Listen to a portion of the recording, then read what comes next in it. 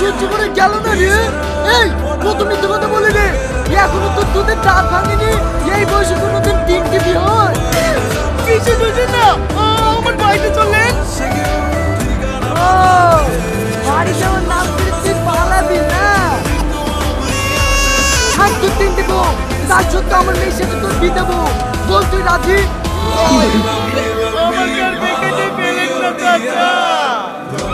রমজান যা বলে দেখে লিয়ার, এ সোজা কোথায় রাজি হবে না, জোর করে আমার মেয়ের সাথে বিয়ে দেবো।